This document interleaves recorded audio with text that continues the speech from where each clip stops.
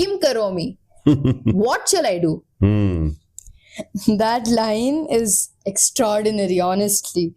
Because suddenly the earth is no longer feeling. She's conversing. I mean, she is not running, fleeing, you mean? Yeah, she's not fleeing. She's conversing. She's conversing. Suddenly, she feels like she can talk to someone. And civilization changes the moment conversation replaces extraction. Because if you can't, like you said, you can't just keep extracting. Now it's different with Pṛthu. And Pṛthu's response is equally important. He does not ask for conquest, for treasure, or for personal glory. He asks, nourish the world again. Ipsitum dehi sarvasya jagatah. Ipsitam is very important. Yes. That's the moment he truly becomes a king, honestly. Not when he ascends the throne. The true test is now. It's here, right here. Okay. But when he begins carrying responsibility for the hungers of others, that's when it truly happens. Pṛthu approached the earth saying, how do we restore nourishment? Modern civilization arrived with a presentation folder and said, wonderful question. Here are our extraction targets. Yeah, when earth says Kim karomi, this is what modern civilization would ask. In the present, we all would say that. And now comes the part of the story that initially confused me when I first read it. Because suddenly everyone begins milking the earth. The sages, the devas, the nagas, the gandharvas. At first glance, it almost feels like symbolic to the point of abstraction. It's all like Samudra Manthana but earth version. Yeah. Same, like the first time I encountered this section, I thought, what exactly is happening here? Like, wow. Yeah. Because it suddenly shifts, the Purana suddenly shifts from narrative into metaphysical poetry. If you observe carefully, this becomes one of the deepest sections in this entire chapter. Indeed. Yeah, because everything needs a proper angle. And because this is not really about dairy at all, right? Thankfully. Yeah. So it's about relationship with reality. That's the real subject here. Exactly. The earth becomes a mirror. Different beings approach her and receive different forms of nourishment. Not because the earth changes, but because the vessel changes. That idea is honestly staggering because we usually assume reality is uniform. But here, what we learn is reality responds according to consciousness. Yesham yena ruchistatra tebhyo dattam vijanata yajna shraddheshu sarveshu maya tubhyam niveditam. To each, according to their disposition, the earth gave accordingly. This is the philosophical jewel of this entire episode. Absolutely, yeah. You know what's unsettling me? The earth didn't have a fixed output. Yeah, exactly. Yeah, the sages approached and they received tapas. The devas approached and they received vitality. The nagas approached and they received poison. So absolutely, I understand why you're feeling like that, Shama. Basically, after reading this chapter, I became a little concerned because nagas extracted poison from existence and humanity collectively responded, wonderful. Can this be industrialized? That's how we all would respond. I mean, same earth, different extractions. Yeah, that's honestly like you said, we look for profits every single place. Like, what do I have in this? What is it in for me in this? Yeah. But what exactly are we approaching existence in search of is actually important. That's profound, honestly, because everybody has to go through this reflection. Because maybe reality reveals our hunger more than our intelligence. Wow, say that again. Yeah, it's profound. So imagine this, two students may study the same subject, right? One approaches with curiosity, the other with fear, because fear is abound during the exams. Two people may approach spirituality. One seeks transformation, another seeks superiority, because he wants to do the dambhatva. So same reality gives different milk according to the vessel brought in front of it. Extremely well said. Now, that leads us to something that is one of the most common arguments in today's world: wealth versus wisdom. Similar to the case where one student seeks transformation and the other one seeks dominance. But truly, if you consider both the options, we understand that wealth follows wisdom, Yeah. with transformation follows resonance. When people resonate with the wisdom you carry, that's when your ideas itself are self propagating. And that's when you become immortal. Now look at where supremacy lies compared to immortality. Very well said. And that's what even the sages show us. The sages do not seek wealth, so they receive tapas, wisdom, and Vedic essence from the Bhūmi. What a beautiful insight here. That is the vessel that they carry. And the Gandharvas seek beauty, and they receive fragrance and aesthetic delight according to the vessel that they seek. The mountains receive herbs, minerals, hidden jewels. Everything emerges according to affinity. And the Nagas receive poison is like so physiologically brilliant, honestly, because poison itself is not evil. In Puranic thinking, for the serpent, venom is power. Without it, it's helpless. Protection is identity. That changes the entire reading because now the Purana is no longer dividing existence into good beings and bad beings. It's basically describing modes of relationship. Exactly.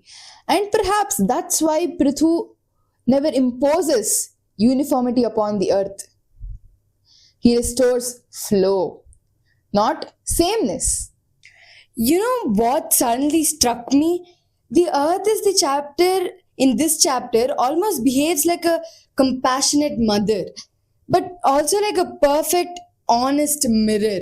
She's giving what she's taking. Yeah, she doesn't lie to anyone though. She gives each being access to what they are inwardly aligned with. That's honestly a little frightening, you know. Very. Because suddenly the question becomes, if I sat before existence with a vessel in my hand, what would come out? Everyone eventually receives the fruit of their collective disposition. Even here, many of us see Earth or view, or our view about her, her image is different. It's different for each one of us. One person sees forests as timber, another as sacred ecology, another as medicine, another as tourism, and someone else as a scientific wonder. The earth offers differently according to the vessel approaching her. That's quite insightful. Also, what I felt is another way to look at things here is if a society approaches the earth with greed, it may extract one kind of world. But if it approaches with reverence, now that's an entirely different game altogether. An entirely different world begins appearing. That's such a quiet but enormous insight, you know, honestly. Yeah, and maybe that's why the earth finally trusted Pṛthu, not because he defeated her. I mean, that was not the idea, but because he understood and built a rapport with her. And that's responsible, really. Exactly. Pṛthu restored alignment. Yeah. And once alignment returned, nourishment began following naturally again. You mean flowing? Yeah, flowing. It started flowing naturally again. And even in our case, when rivers clearing during industrial activity is done, when people take that responsibility, Yeah. wildlife returning to protected zones, forests regenerating after restoration efforts, that's when we see a change, and it goes to a positive side now. Yeah, and after this great reconciliation that happened with Pṛthu and Earth, Pṛthu and Bhūmi, something begins changing in the atmosphere of the world itself, right? Not suddenly, but steadily. Almost like the earth is cautiously learning how to trust again. That's such a beautiful way to see it. Never describes abundance here as loot. because it feels more like circulation returning. Yeah, circulation return is very good. Yeah. Exactly. And this is why Pṛthu's kingship is so different from ordinary rulership. He doesn't dominate the earth, he stabilizes relationship. Because that's a major difference between gods incarnating themselves and humans trying to act like gods. It's a totally opposite thing. It's not the same. It sounds the same, but it's not even remotely close. That's the biggest part here. The restoration begins much before prosperity fully appears. Say more. The real turning point wasn't gain, wealth, or comfort. It was conversation. The moment they started conversing, the moment Bhudevi started saying Kim Karomi, right? That started the whole ball rolling. The moment Bhūmi stopped fleeing and said Kim Karomi, I think that's when the scenario changed. It's profound actually, because once trust becomes possible again, nourishment naturally follows. And maybe that's why the Purana spends surprisingly little time glorifying luxury afterwards. It focuses more on harmony, steadiness, and lack of fear. Yeah, and that stood out to me as well. The text says people were peaceful, sorrow reduced, and there was no death actually. Dharma stabilized, life became livable again. Not everyone became extravagantly wealthy, and that was not the goal as well, right? That's a very different version of prosperity. Sometimes you can misuse if we have too much of something. Yeah. Because even if in the Puranic worldview, true prosperity is not excess, Yeah. it is alignment. Beautiful.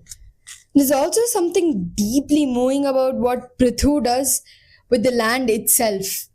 Here, he reshapes uneven terrain, creates habitability. It's like everyone can live now. Yeah.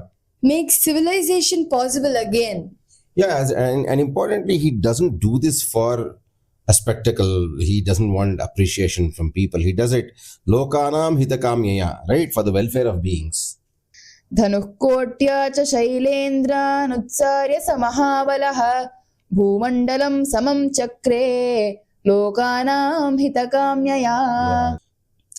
That phrase matters enormously because Pṛthu is not trying to immortalize himself. He is trying to reduce suffering.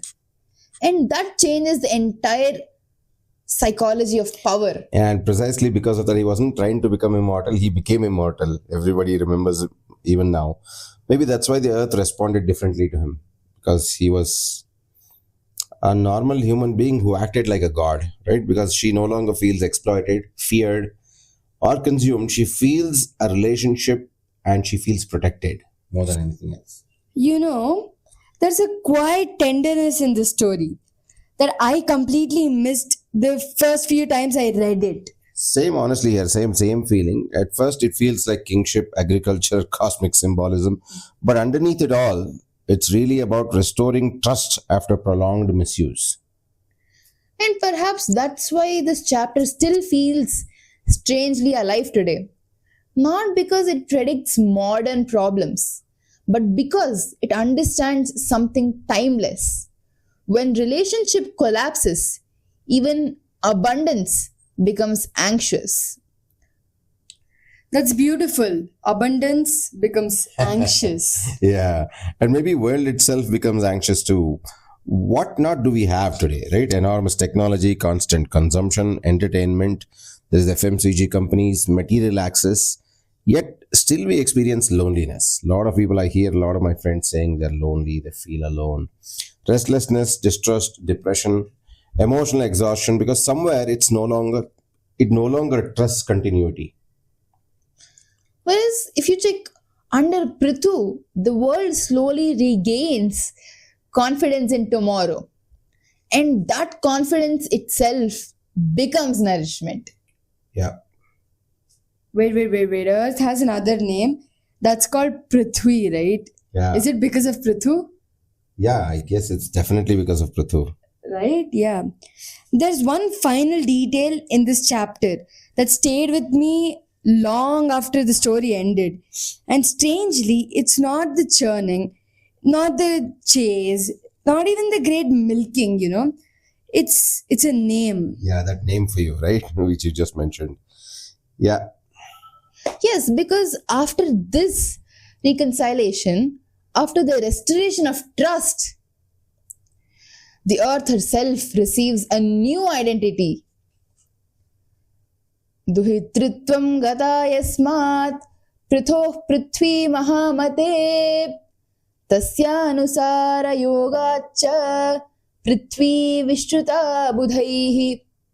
Because she attained the relationship of daughterhood with Pṛthu, the wise began calling her Prithvi. That's honestly such a tender ending because the story began with fear, depletion, mistrust, and she started fleeing, withdrawal, right? And it ends with an unbelievable relationship. Yes, not ownership, but relationship. That distinction changes everything. And maybe that's the real genius of this chapter because Pṛthu never truly conquers the earth. He learns how to stand beside her. And perhaps that's why the earth finally nourishes the world again. Not because she was forced, but because trust became possible once more. There's something deeply healing about that thought. That reality may not always be refusing us, that reality might not always be refusing us, denying. Sometimes it may simply be waiting for a different way for approach. Maybe that's the question this Purana quietly leaves us with. Not how much can we take from the world, but what kind of presence do we become before it? Because in the end, the earth revealed herself differently to every being. To some wisdom, to some strength, to some fragrance, well, to some poison. Same earth, different vessels. And perhaps even now, Prithvi still waits to see what kind of hands approach her. Yeah, and that's an amazing chapter and very well done. Appreciate your presence once again. Look forward to the next episode with more insights. Shubhodar Kaha. Jyoti, Jyoti, Antarjale Gahanam Pravaham Dharma Margam Anveshayami O Jyoti Maya Jalamatikramya Atmana Shantim Dehi Me Jyoti Moksham Dehi